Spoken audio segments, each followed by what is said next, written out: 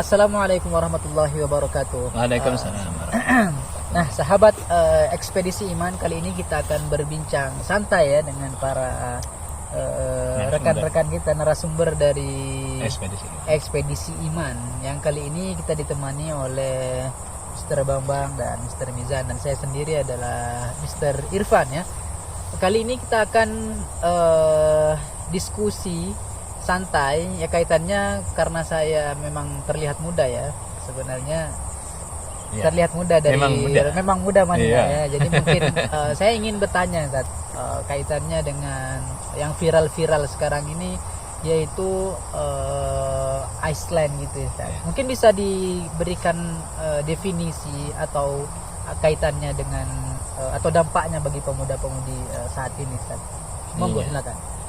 Ya, sahabat Ekspedisi Iman, kita sambil ngopi ya. Ini ada Bang Irfan sama komandan ya, Pak Bambang. Jadi tentang S-line. Itu garis-garis yang bentuk S gitu. S-line, garis S ini berwarna merah. Itu pakai aplikasi. Jadi pakai aplikasi, ketika itu dipakai lantas keluar dari fotonya. Foto yang memakai itu garis-garis merah, atau dari video orang yang memakai itu muncul garis-garis merah yang terhubung kepada orang lain, terutama lawan jenis. Karena itu untuk ngecek terkait dengan apakah dulu di masa lalunya itu pernah ada skandal seksual atau punya hubungan seksual itu. Arahnya ke situ, Zat. Arahnya ke situ. Nah, semakin banyak garis merahnya, maka semakin bangga itu, semakin bangga. Kalau semakin sedikit malah nggak pede. Nah, itu yang terjadi, itu yang FYP itu di TikTok. Fenomenanya begitu. Nah, ini kalau kita lihat sih sesuatu yang sudah terjadi di masa sebelumnya kan ya, itu sudah ditutup sama Allah rahasianya kan, rahasia jeleknya. Kok malah lantas dia buka sendiri aibnya, malah dipamerkan. Tapi dan bangga. Iya. Pak, real itu. Real. Itu. Iya.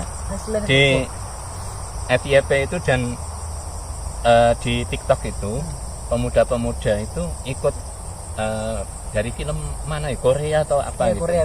Iya, sepintas saya lihat di Korea. Korea. Itu. Nah, jadi ada kebanggaan, padahal aib sudah ditutup oleh Allah, malah dibuka sendiri dan menjadi sebuah kebanggaan, padahal itu adalah sesuatu yang ya sangat ya menyimpang, ya, bangga dengan kemaksiatan di masa lalu, padahal sudah ditutup. Mestinya al-Islam ya jubu ma qablahu. Islam itu kan menutup yang telah lalu. Ya sudah, masa lalu kan itu ya, diperbaiki lagi, enggak mengulangi. Malah ini dibuka sendiri di media lagi. Nah, itu fenomena. Kalau masa lalu itu sebenarnya sudah ada. Kalau di zaman masa kecil saya dulu itu ada bahasa itu lananging jaket, bahasa Jawa. Jadi merasa bahwa dirinya itu sebagai Arjunanya lah kan. Bangga bisa menaklukkan banyak cewek. Hanya ini kemudian di masa milenialnya S-line. Ya, itu masa apa itu digital.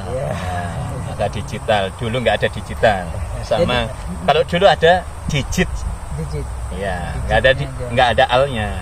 Sekarang digital. Iya. Jadi mereka ini saya masih belum tergambar. Jadi mereka itu mendapatkan itu dari mana? Maksudnya kok bisa tahu kita pernah ini dengan si fulana dan lain-lain, itu seperti apa? Apakah dari memang media sosial kita yang dulu pertemanan gitu. Mungkin barangkali dari itu diambil dari media sosial kita. Ya, itu untuk S-line. Mungkin yang lain monggo Bang. Ya. Nah, ini saya ingin kemudian membahas tentang isu-isu terkini, di mana rezim ini sudah diskusi santai apa diskusi serius? Enggak serius ini.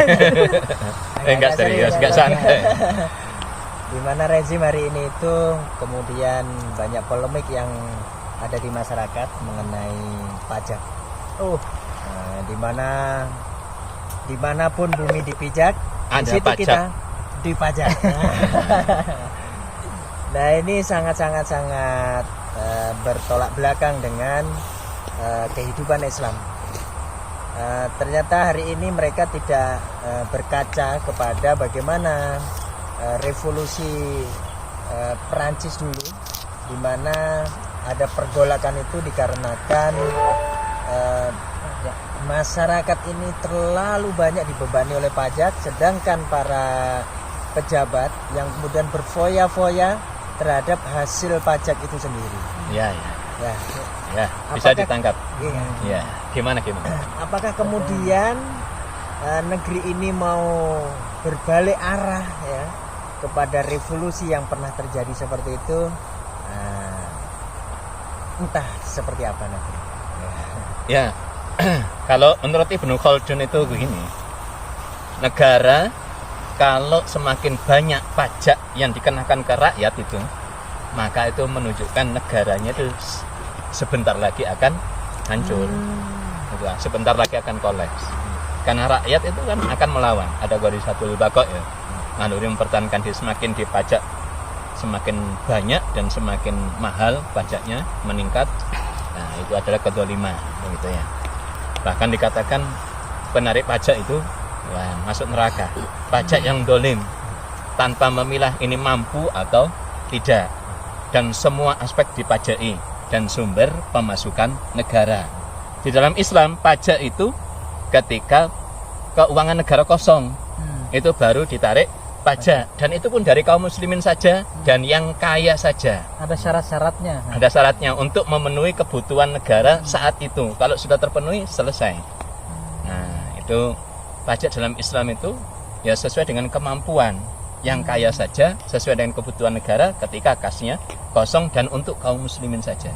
Jadi orang-orang kafir dhimmi itu ya nggak ada, tidak dipungut pajak. Wah, ini adil sekali kan? Adil. Nah, itu luar biasa. Sambil kayaknya dikasih tahu ke pemirsa, kita sedang di mana, yang sumber daya alamnya ini masya Allah luar biasa. Nah, ini kita berada di puncak Bukit Jabal. Masya Allah. Nah, luar biasa ini, hutannya ini sangat perawan ya.